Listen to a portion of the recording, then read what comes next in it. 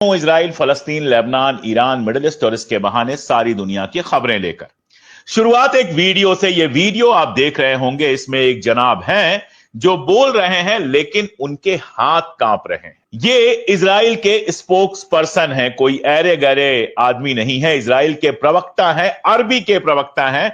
क्योंकि उस इलाके में ऑपरेट करने के लिए अरबी के प्रवक्ता की भी जरूरत होती है, तो ये इजराइल गवर्नमेंट के ऑफिशियल अरबी के प्रवक्ता हैं, जिनका हाथ कल की खबरें बताते हुए, कल रात की खबरें बताते हुए कांप रहा है। और इसका सीधा मतलब आप निकाल सकते हैं कि इजराइल के अंदर माहौल कैसा है।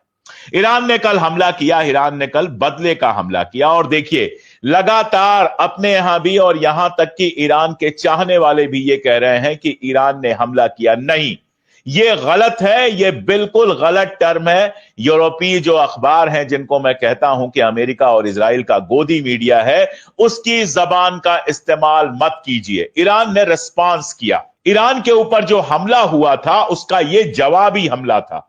जब तक आप जवाबी वर्ड नहीं जोड़ते हैं, जब तक आप ये नहीं बताते हैं कि अनप्रोवोक्ड हमला किया था इजराइल ने ईरान के ऊपर बेहद कायराना तरीके से। आप सोच के देखिए कि सोए हुए लोगों के ऊपर हमला किया गया, जिसमें छोटे बच्चों की भी जान गई। ये इजराइल का कायराना हमला था और इस हमले का रिस्पांस दिया ईरान ने कल की रात। और एक के बाद एक लगातार आप देखते हैं कि मिसाइलों की बैराज, बिल्कुल जिसको कहा जाता है, बिल्कुल लहर मिसाइलों की आई। और तेल अवीव, जिसके पास लगातार ये दावा होता है आयरन डोम है, अमेरिका ने अपना सिस्टम दे दिया है, अमेरिकन जहाज पूरी रात आसमान में लहराते रहे, जॉर्डन ने अपना एयर स्पेस बंद कर दिया, बाकी सारे, मतलब ईरान जो लड़ रहा है, कल भी मैंने कहा था और आज भी मैं कह रहा हूं कि ईरान सिर्फ इजराइल से नहीं लड़ रहा है। इजराइल के साथ एक तरफ से यूरोप के देश हैं, फ्रांस हो गया, जर्मनी हो गया, इंग्लैंड हो गया, ये सारे हैं। अमेरिका तो खैर फुल टाइम है ही, और साथ में जो अरब मुल्क हैं आसपास के, वो भी इनडायरेक्टली इजराइल की ही मदद करते हैं, चाहे वो टर्की हो, चाहे जॉर्डन हो, चाहे बाकी सारी कंट्रीज हो। एक यमन के हुथीस को छोड़ के और हिजबुल्लाह जो हैं आपके लेबनान में, अगर उनको छोड़ दें तो ईरान के साथ लड़ने वाली ताकत कोई नहीं है। और ऐसे में जब ईरान ने हमला किया और डायरेक्ट टारगेट्स हुए, रात तक छुपाने की कोशिश करता रहा इजराइल। लेकिन आज इजराइल के अखबार, चाहे वो टाइम्स ऑफ इजराइल हो, चाहे जेरूसलम टाइम्स हो, चाहे वाई नेट हो, चाहे जो भी अखबार वहां का उठा के देख लीजिए, उनकी खबरें पढ़ के आपको समझ में आ जाएगा कि ईरान का जो ये रिस्पांस है, ये इजराइल के लिए बेहद मुश्किल रहा है। डायरेक्ट हिट्स हुए हैं, रेजिडेंशियल कॉम्प्लेक्सेस पे हिट हुए हैं। आईडीएफ का जो हेड ऑफिस है, इजरायली डिफेंस फोर्स, जो इजराइल की आर्मी है, उसका जो हेड ऑफिस है, उसके ऊपर डायरेक्ट इंपैक्ट हुआ है।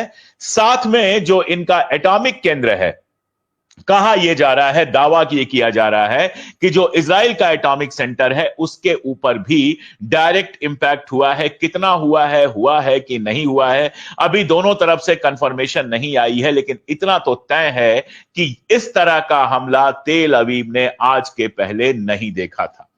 इजराइल ने बहुत सारी जंगें लड़ी हैं। दरअसल जब लोग शांति सिखा रहे थे, तो मुझे यही कहना था, जो मैंने सोचा था कि सीधे अपने चैनल पे कहूंगा, वहां कहने का मतलब नहीं है।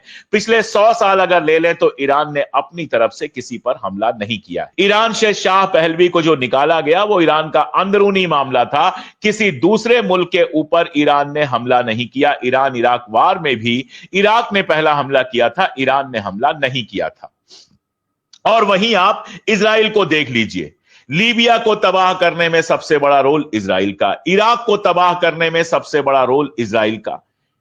एक साथ इसने इजिप्ट के ऊपर भी हमला किया है, इसने लेबनान के ऊपर भी हमला किया है, इसने गजा के ऊपर भी हमला किया है, फलस्तीन के ऊपर भी हमला किया है, इसने सीरिया के ऊपर भी हमला किया है, इराक के ऊपर भी हमला किया है। मिडिल ईस्ट के 2-4 मुल्कों को छोड़ दें तो शायद ही कोई मुल्क ऐसा बचा है जिस पर इजराइल ने हमला नहीं किया है। इजराइल लगातार जंग में जाने की कोशिश करता रहा है, और इस बार जो जंग में गया है उसके कारण तो बहुत क्लियर है। संडे को मीटिंग होनी थी, ईरान और अमेरिका की, और ऐसा लग रहा था कि संडे को कहीं वो पहुंच जाएगी।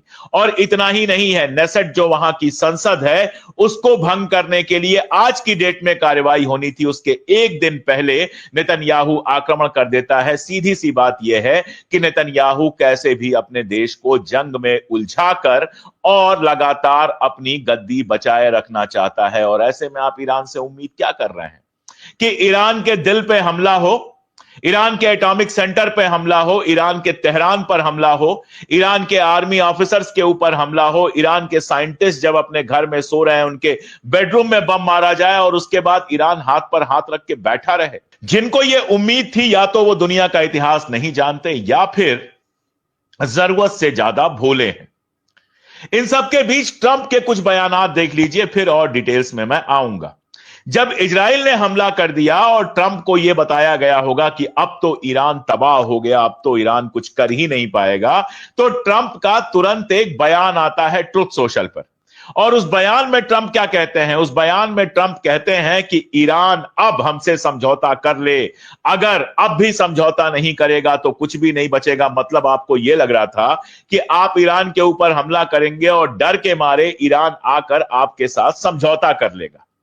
ऐसी बेवकूफी लीबिया कर चुका है। लीबिया ने एटॉमिक वाले मसले पर समझौता कर लिया था। नतीजा यह हुआ कि आपने कर्नल गद्दाफी को तो तबाह किया ही, साथ में लीबिया को भी लंबे वक्त के लिए तबाह कर दिया। लीबिया जो एक जमाने में खुशहाल मुल्क हुआ करता था, आज वहां कुछ भी नहीं बचा है, लगातार गरीबी में उलझा हुआ है, अपराध अपने टॉप पे है। हंसते खेलते मुल्क लीबिया को आपने तबाह करके रख दिया। वो